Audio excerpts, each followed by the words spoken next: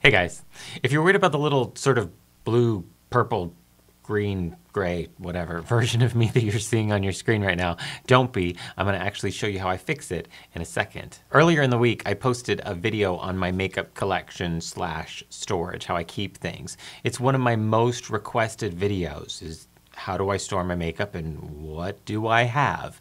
One of my other most requested videos is what's my setup? How do I film? What's my lighting look like? What cameras, mics, all that kind of stuff.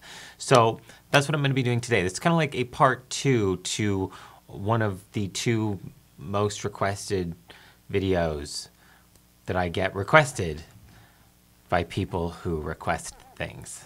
I'm going to be showing you my whole setup in a second, but before I get to that, I wanted to go over a couple of things that I think are worth considering if you're thinking of making videos that will help you maybe make your videos a little better. And first things first, let's tackle this weird image that we're seeing on our screen. And we do that simply by adjusting the white balance. There's a whole class that we could probably all take on color balance, and still some of us, myself included, would probably come out confused. And for the purposes of this video, getting too deeply into the subject would be a little overkill. So I'm going to ballpark this for you and say that properly adjusted white balance involves making sure that anything on your camera, like here, is white, not too yellow or warm, and not too blue or cool, which is what this is.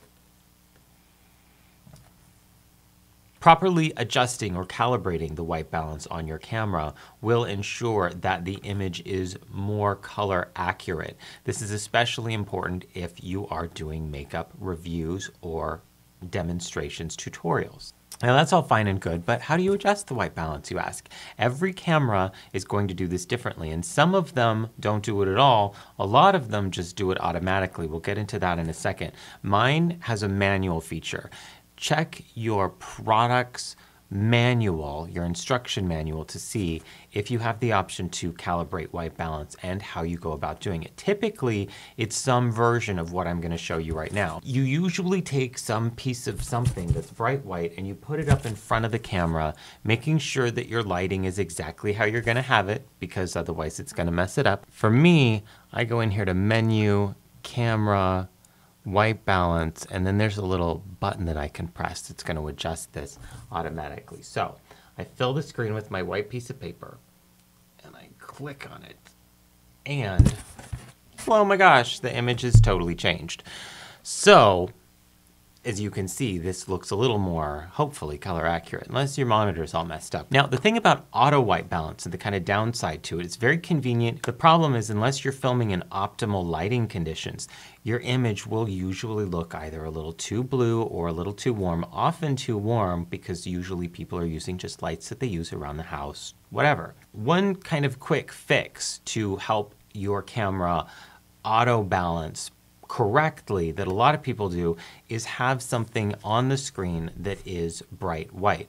Usually a shirt, just wear a white t-shirt or a white dress shirt. Usually this works best, but also having your background be white and be very, very well lit, that will also help your camera, if you're using an auto white balance, to properly adjust, and then the image will be more color true. It's a little bit tricky. It can be a little intimidating, but stick with it and do some reading up on it. Again, look at your own camera's manuals and you should be able to find a solution. All right, now let's talk about lighting. I'm gonna hop up real quick, show you what it is that my setup looks like. I'm gonna talk to you about the background that I use, the lights. I'm gonna talk to you a little bit about sound, and then I'm gonna sit back down, show you some of the lighting that I used to use, talk about the pros and cons of that, and I'm even gonna talk to you a little bit about what I might change with my current setup, kind of give you some ideas and hopefully help you when you are making your own videos. So I'm gonna turn this thing on. I'm actually gonna use my old camera. This is a JVC Averio GZHD7U. I did a video on the cameras that I use a couple of months ago. I show you all the camera that I use for still images and the camera that I use for video. I'm going to include a link to that in the description of this one so I don't have to repeat myself. Go ahead and check that out if you're curious about the kind of equipment that I use. Let me get up and I'll show you what this whole setup looks like. All right, so from the other end of the room, this is what my filming area looks like. This table right here is where I was just sitting. And then as far as the lighting goes, I actually have two large soft boxes that are aimed right at me. These are very inexpensive. I have the third soft box right here without this little fabric panel thingy and the diffuser on it. It's just 4 bulbs aimed up behind so that I am lit and I'm not casting a shadow when these lights hit me. I want to make sure that there's no shadow hitting the wall. That's what that's there for. Now, a lot of people will do 4 soft boxes. You have 2, let me get around here so you can see. You have 2 in the front aiming at you, and then you'll do 2 where these little lights are on the side aiming at the wall. I know Pixiewoo does this. They did a video on it just a couple months ago, so you can check that out if you want to do a search for it and see what their setup looks like. These lights right here are actually umbrella lights. They normally have a little umbrella sticking right here. I use them as more like hard spots, and I aim them not at the wall, but at the back of me because I just like to be backlit. I just think that it looks nice. So you can turn these though and aim them right at the wall if you find that you're getting more shadow on your background.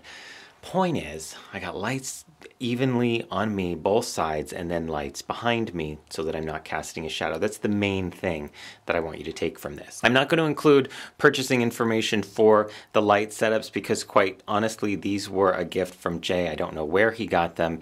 These I got at a store that, just a local store that isn't even around anymore.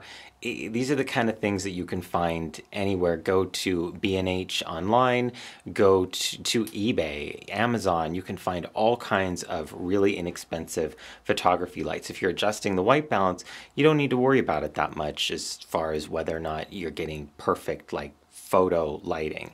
The background I want to talk about a little bit.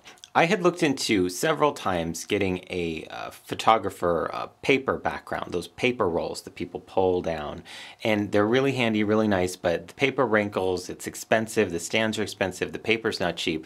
So what I did was just go to Home Depot. I purchased, I'm going to zoom in here so you can see.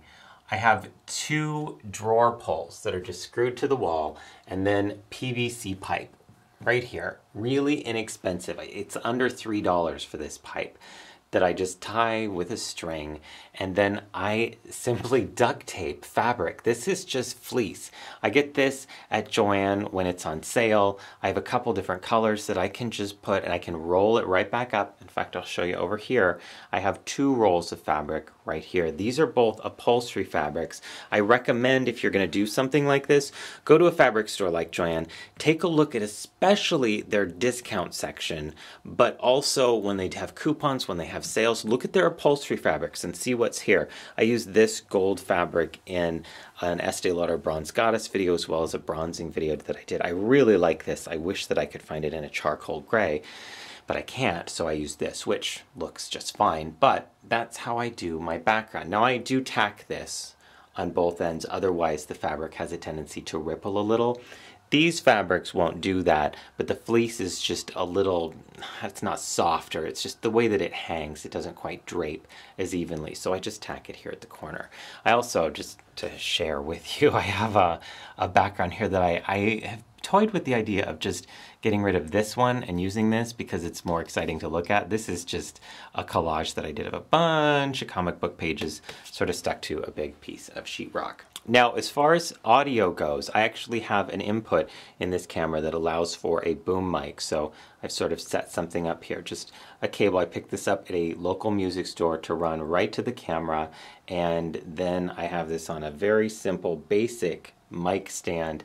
And all this mic is a Shure SM58 with the little wind guard thing just unscrewed. It turns the SM58 into something similar to an SM57. You could say exactly an SM57 if you know about mics. That might make some sense to you, but it's not necessarily your best boom mic option, the Shure SM58, but I like it. I think it works fine. I have these, they take so much abuse. You can drop this and smash it and throw it around and it will last for years. And it's not an expensive microphone. Last time I bought one, I think it was about $100, but they sort of sit around that price range. And that's how that is all hooked up. So that's pretty much it for the setup. It has grown over the years. It's taken up more space and more room, but I really do, I've been pretty happy with this. So yeah, so I'm gonna sit back down and show you what some of these gadgets are that I've got going on. All right, just to take a fun trip down memory lane, one of the first, actually the very first lighting setup that I used involved this, which is just a hula hoop that I had duct taped Christmas lights to, and then I set it in front of the camera and used that as a ring light. This lit me evenly all the way around. I ended up taking that same idea and kind of improving on it, making another homemade ring light. This was just a little bit more sturdy and it's smaller. So it's a little more portable, but I used the same exact Christmas lights. And this is just a wire wreath form that I got at a craft store. I think I got this at Michael's, and then a little wood cardboard kind of pressed board one as well that I kind of used to stick the wire one to, and just strung the lights around it. What you'll get with this is very, very, very yellow light. So again, remember the whole white balance thing we talked about. That's pretty important because when I first started doing videos and I didn't have the ability to do that, a lot of my videos were very, very, very warm, and I was having a lot of difficulty with that. But I do love the way that this looks. The effect is really nice, and I can stick it right in front of the camera. The only problem I ever had was figuring out how to mount this. I usually just would duct tape it to a mic stand and kind of sit it right in front of the camera. But it gives a really nice ring to the eyes. Really cool. I used to get a lot of compliments on my eyes when I used that lighting setup. People would go, "Whoa, are those contacts?" And no, it's just Christmas lights strung in a circle.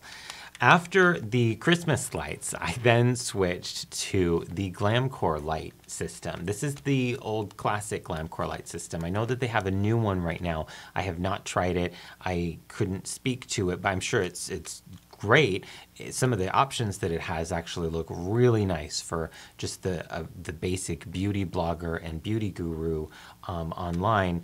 But I switched to the bigger lights specifically because I was having a hard time with this if I had more than one subject on camera. If I was doing makeup on someone or if I was doing a video with someone, this was not enough light. I needed two of these. So I switched to something else. I still use this all the time though. I'll often use this for accent lighting, spotlighting, filling in a shadow space. I use these in the True Blood videos that we did, the cocktail videos, and I put these behind the liquor bottles that were behind us to light them up and make them just look really pretty. So this is kind of like task lighting at the moment. I also use this for product photography when I'm doing something indoors instead of shooting by a window, which is what I try to do. But in the wintertime, it gets kind of hard because the sun goes down rather fast. So all in all, I've come to a place where I'm pretty happy with the setup that I have currently. If I could change it at all, I would actually like to get more soft boxes and use them, probably aim them against the wall like I had mentioned Pixie Woo does in one of their videos. That would be really handy. I'd like to get more high-powered lights behind me so that I could be more illuminated, and the spots as well. I really like to use floodlights behind me in these sort of spots that I've set up because I like the yellow glow that they'll give around me. It looks really warm and really nice, but it tends to kind of mess with how things look. So I try and just stick with something that's more color true. It's one of the pitfalls of doing makeup reviews, makeup tutorials, anything like that, where you're really focusing on technical lighting. You're really wanting to get something that's evenly lit, that looks nice and looks very color accurate. It leaves very little room for too much creativity. You can still be, like I said, I'm a little bit backlit and that makes me happy, but you can't really easily do a lot of shadows falling across the face, anything like that. Even balanced lighting will make application a lot easier, a lot smoother, and it also makes it a lot easier for the viewer to follow your tutorial when they can see what it is that you're doing. All right, guys, that's it. That is my setup. Thanks so much for watching. I do appreciate it. If you have any questions, anything like that, please do leave me a comment in the comment section. I'll do my best to get back to you. Check out the older video that I did a couple months ago on the different equipment that I use, all that stuff, and make sure you check the description of this video in case there is any more information that I forgot to mention. I will include it there. Also, sometimes as questions come in, I'll kind of keep updating that section. So make sure that you check that out. And until I see you next time, which will be soon, please remember, take care and drive safe.